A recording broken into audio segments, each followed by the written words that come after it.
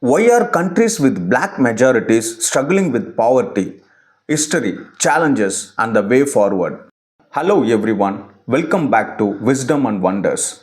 Today we are diving into a complex but incredibly important question. Why are many countries with black majority populations struggling with poverty? From Africa to the Caribbean, many black majority nations are rich in culture, history, and natural resources. So, why do they face challenges like poverty, unemployment, and inequality? In this video, we will look at the historical roots, explore the current situation, analyze the problems, and think about the possible solutions. Let's begin.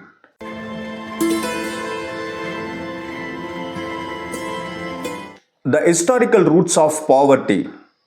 To understand the poverty in many black majority nations, we need to look at history. Sadly, many of these countries share a past of colonization and exploitation. During colonization, European powers took control of African and Caribbean nations, extracting natural resources like gold, diamonds, and oil. This left the local population with little benefit. Worse, the colonial powers forced people into slavery, shipping millions to the Americas to work on plantations. This cruel system not only destroyed lives but also disrupted economies. Traditional industries were destroyed, communities were torn apart, and local governance structures were replaced with systems that prioritized European interests. Even after gaining independence, many countries were left with weak institutions, poor infrastructure, and economies designed to benefit colonial powers, not the local population. That's the foundation of poverty we see today. Let's take the Democratic Republic of Congo, shortly called as DRC, as an example. The DRC has some of the world's richest reserves of cobalt and copper, yet it remains one of the poorest countries. This paradox dates back to colonization when Belgium controlled the region, extracting wealth without investing in its people. Neo-colonialism and economic exploitations. Even after independence, black majority nations faced a new problem, neo-colonialism. What does that mean? Well, while these nations were technically free, their economics were still controlled by powerful foreign nations and multinational corporations. Many countries were pressured into signing unfair trade deals, taking on massive debts or relying on foreign aid that come with strings attached. Let's look at Jamaica. After gaining independence in 1692, the country faced economic struggles and took loans from international organizations like the IMF. But these loans came with strict conditions like cutting public spending on education and healthcare. This left the country trapped in a cycle of debt and underdevelopment.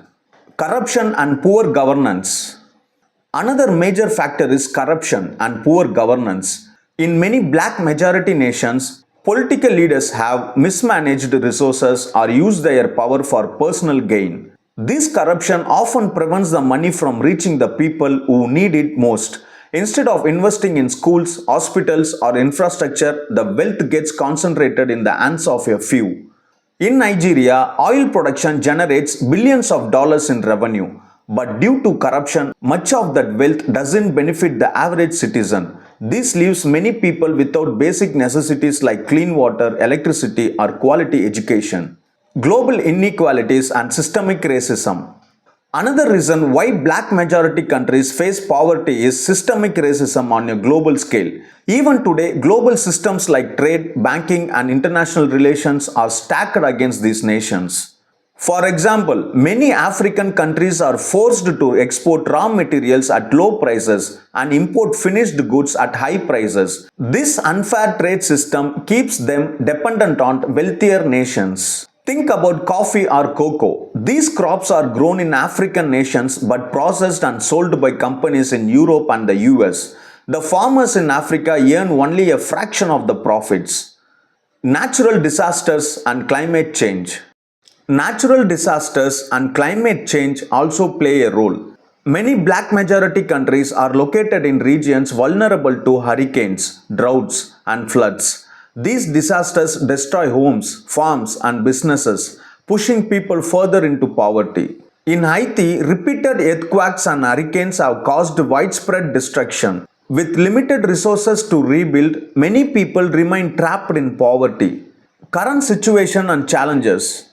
So, where do we stand today? Many black majority nations continue to face high unemployment rates, limited access to education and healthcare, political instability and conflict. But it's important to note that there is also progress. Countries like Ghana and Rwanda are showing signs of economic growth and development. Solutions and the way forward. So, how can these countries overcome these challenges? There is no simple solution, but there are some key steps. Invest in education. Building strong education systems can empower the next generation to create change. Strengthen governance. Tackling corruption and ensuring transparency in government can help distribute resources more fairly. Promote fair trade. Global trade systems need to be restructured to ensure that black majority nations receive fair prices for their goods. Diversify economies. Moving away from reliance on raw materials and investing in industries like technology and tourism can create more jobs and wealth. The change won't happen overnight, but with collective effort, these countries can overcome the challenges and unlock their true potential. In conclusion, the poverty in many black majority nations isn't a reflection of their people or potential. Instead, it's the result of historical injustices, global inequalities, and systemic challenges. But with resilience, innovation, and international cooperation, there is hope for a bright future. What are your thoughts on this topic? Let us know in the comments below. And don't forget to like, subscribe, and share this video with your friends. Until next time, stay curious and keep learning.